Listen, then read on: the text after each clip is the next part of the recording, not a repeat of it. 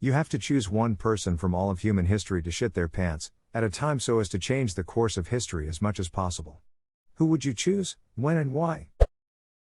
True fact, Australian PM Robert Menzies almost shat his pants during talks with Nasser on the Suez Canal, in 1956. He had to stop the talks, which led to a considerable loss of British influence in the region. Perfect example. Truer fact, current Australian PM Scott Morrison shat his pants in 1997 in a McDonald's restroom in Engadina. There was a plaque to commemorate the event there at one stage.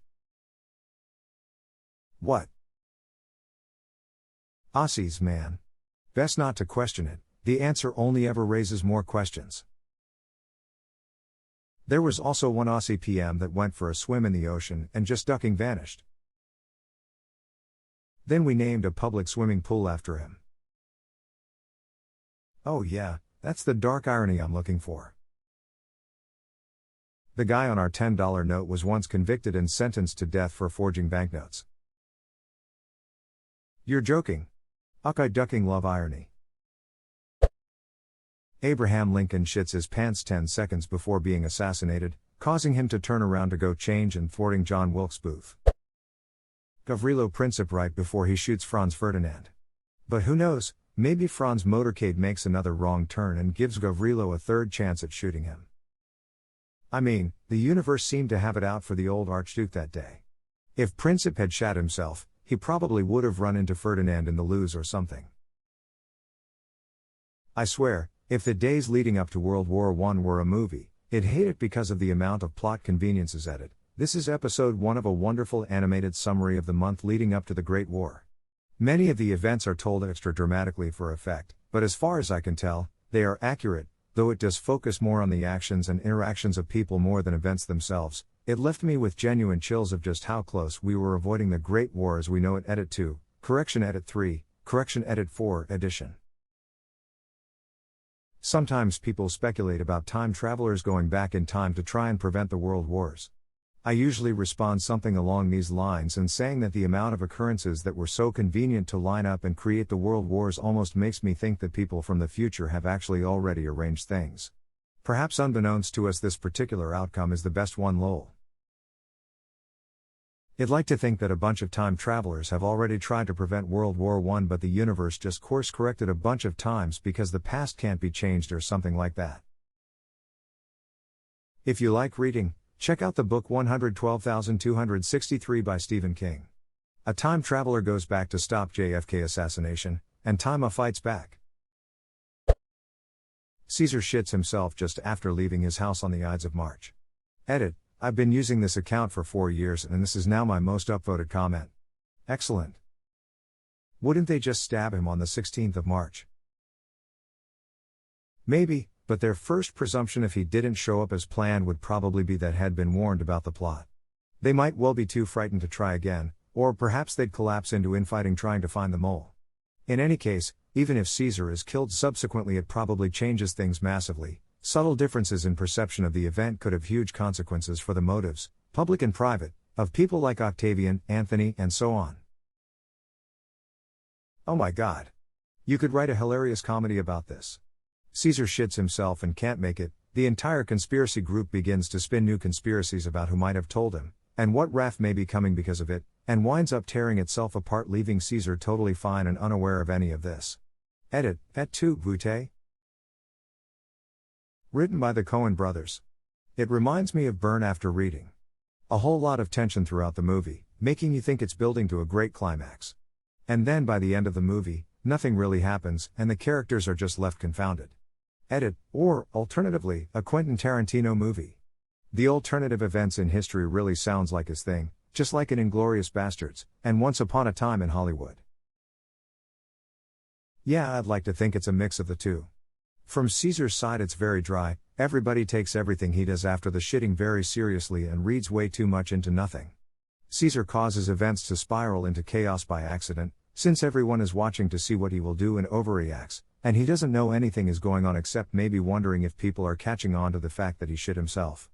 From the side of the conspirators it's more like a Tarantino film with some crazy murders and a few events that just get way out of hand as everybody tries to make sure the finger isn't pointing at them and they're not the one left holding the knife. I love it. The death of Stalin meets Inglourious Bastards meets the life of Brian. Please. Marilyn Monroe during her blow event photo. It would be equally as iconic. Yeah, but for very different reasons. And a different assortment of fans. Oh no. Oh yes. Hitler, so they would call him Shitler. That sneaky bastard always wore brown pants, as if he knew we were coming for him. He did not see that coming. The more important question is who shat their pants in the past, which has changed history the most significantly to get us to where we are now. Edit, AskReddit asked which of these lucky top-level answers won and op granted their wish. And even though it wasn't a person, I have to say I like you Mr. Martyr's answer of that pangolin that was caged above the bat. Talk about butterfly effect. The Black Plague killed a lot more people, but that sounded like it was caused by multiple different independent cases, whereas COVID appeared to be able to get narrowed down to one source. Maybe some epidemiologists out there could chime in on the matter. Not shat their pants, precisely, but Napoleon lost the Battle of Waterloo because of hemorrhoids, supposedly. His hemorrhoids were bothering him, so he delayed riding to battle, giving his enemies time to recoup, and lost the battle as a result. I don't know if we can say definitively that his hemorrhoids caused it, but the French had the advantage the morning of June 18, and were defeated that evening. Edit, it was pointed out that the French did not have as great an advantage as I remembered, and that the hemorrhoids didn't delay the battle, simply prevented Napoleon from riding his horse and commanding the battle. If you're interested in learning more about it and other similar stuff, I read it in Napoleon's Hemorrhoids, and Other Small Events That Changed History, by Phil Mason. Napoleon lost the Battle of Waterloo because of his watery loo. Someone actually tried to assassinate Napoleon by planting explosives in his fancy linoleum-floored bathroom, but the explosives malfunctioned, and instead of getting Napoleon Bonaparte, they just got his linoleum blown apart. Citation needed. The guy who invented pants. Duck, this is a bad idea, catching my crap like that by joining my hosen into one piece so I could put it on easier. Fuck it, I'm going into the kilt and gown business with my brother. Neil Armstrong for the history of lols. Houston, we have a problem. I have jettisoned the payload. I already used up my free award, but I want you to know this made me cackle like an idiot and my roommate gave me judging looks. Lee Harvey Oswald. Would make him miss the window of opportunity to assassinate JFK. Maybe he would have tried again, but he wouldn't have died that day. 250 feet. He was 250 feet away and shooting at a moving target while shitting his pants. Oswald got off 3 rounds with an old Italian bolt-action rifle in only 6 seconds and scored 2 hits, including a headshot. You know our Lee or May would have brought it up.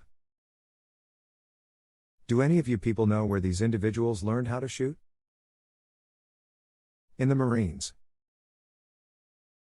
In the Marines. Outducking standing. Genghis Khan, in one of the many life-threatening things he had to go through on the steppes of Mongolia before unifying the various Mongol hordes, conquering damn near all of Asia and Eastern Europe, fathering enough children to leave a distinct genetic marker in damn near all of East Asia, and generally anything to do with being possibly the most deadly motherducker in all of human history. Genghis Khan's son Gede Khan never gets the credit he deserves. Now, if he had shit himself and ending up not going hunting and drinking himself to death, he would have probably have continued into Europe. Some say his death is why the Mongols left Europe. Ojedi's big cup always cracked me up. I think I remember Dan Carlin in Hardcore History recounting that Ojedi was an alcoholic, so was subjected to an intervention and agreed to only have 1 drink a day. So he made a giant ducking cup and had one of those a day because that was only 1 drink. Einstein's dad right before he climaxes conceiving Albert. Imagine how long it would have taken someone else to figure out his equations. Einstein's dad was wearing pants when he was conceived. Immaculate. It was a undo the button fly, flip the skirt, nooner quickie over the dining room table.